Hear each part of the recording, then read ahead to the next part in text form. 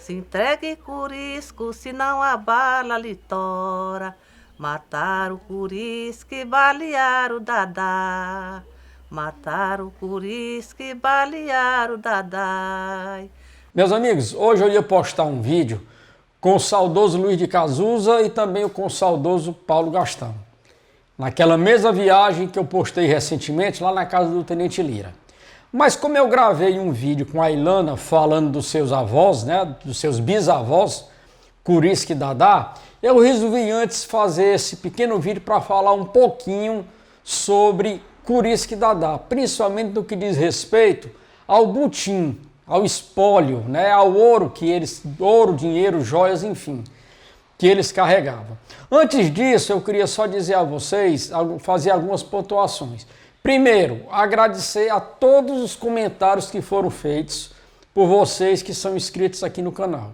Eu confesso que foi uma grata satisfação para mim, porque não teve eu acho que não teve nenhum comentário desrespeitoso.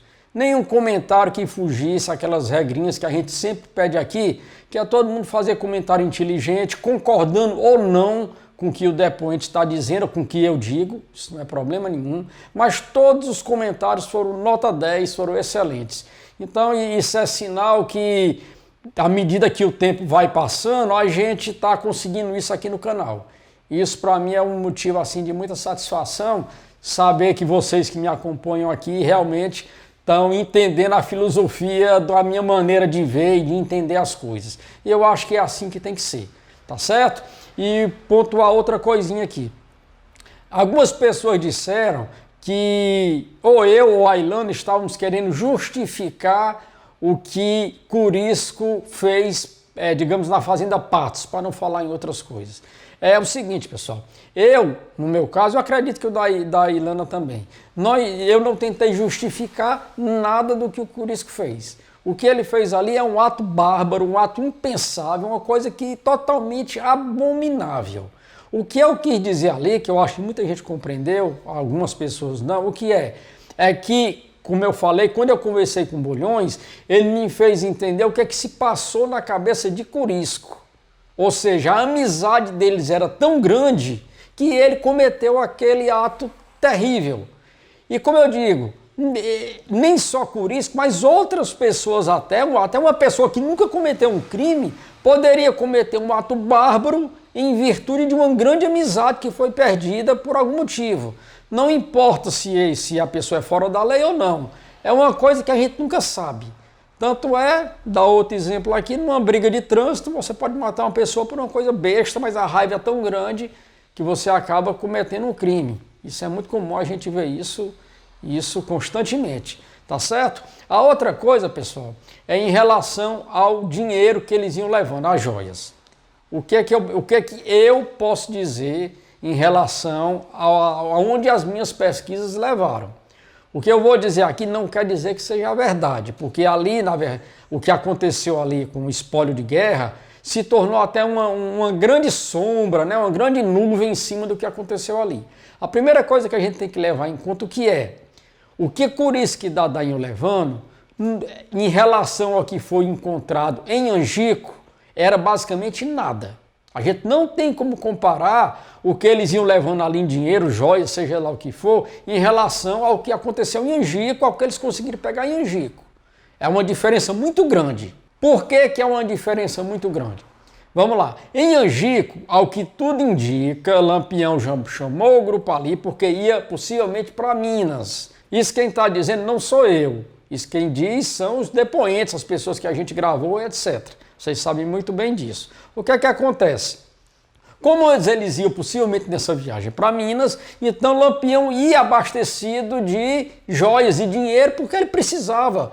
Para adentrar numa terra nova, ele não podia ir desprevenido. Como a gente sabe, o grosso do que eles amealhavam ficava na mão dos coiteiros de confiança. Eles não andavam com dinheiro para cima e para baixo. O dinheiro que eles mantinham era para o dia a dia deles.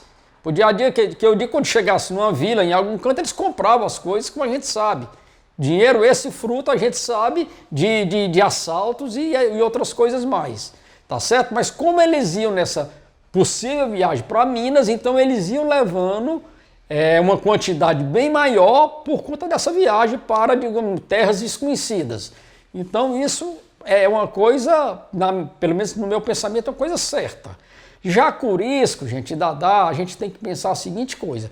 Vamos pensar aqui pela lógica da coisa, pelo bom senso. Em 1938, quando o Lampião morreu, o que aconteceu? Aqueles cangaceiros ficaram sem eira nem beira.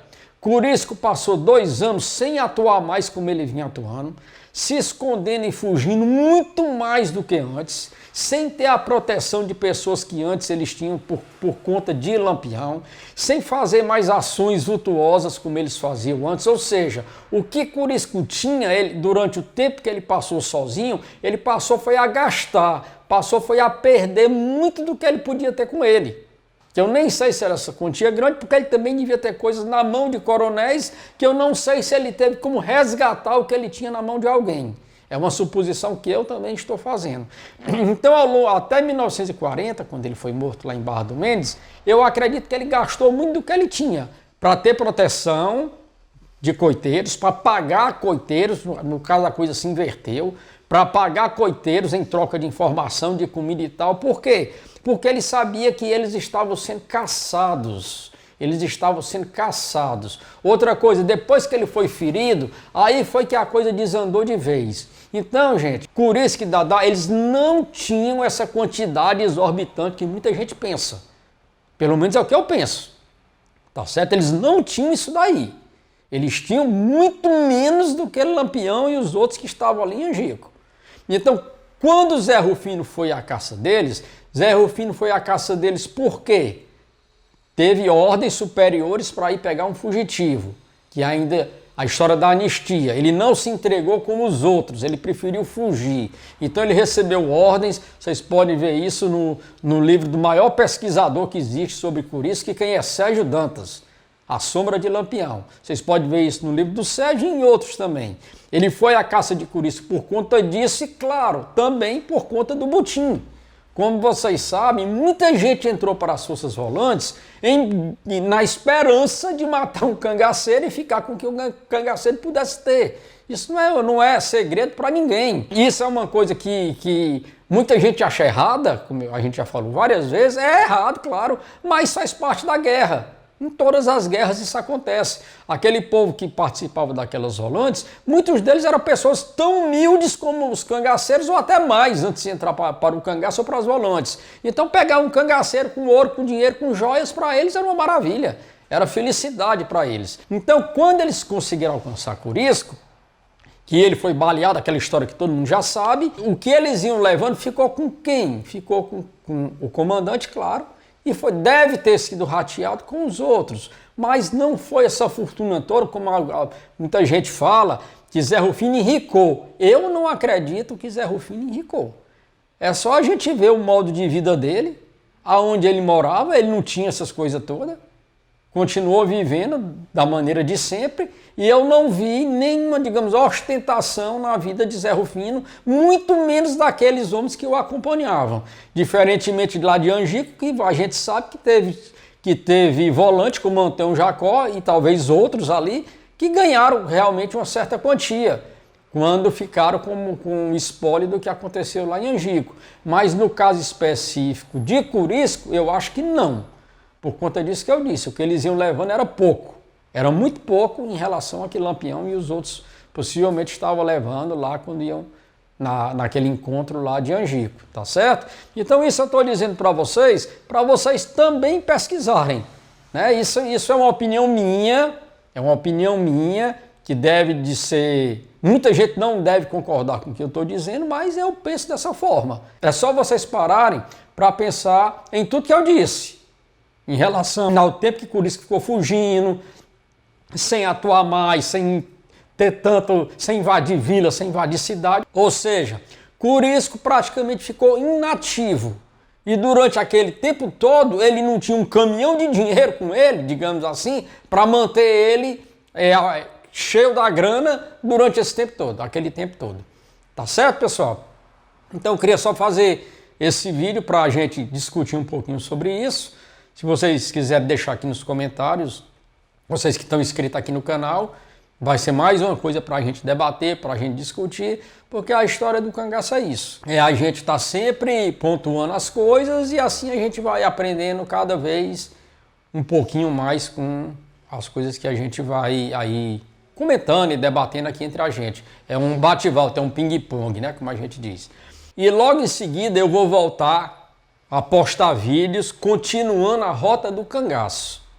Vai vir muita coisa boa. A gente viu aquela primeira parte, onde a gente teve em Serra Talhada, em Floresta, em Nazaré, no Raso da Catarina, e agora vai vir a outra parte.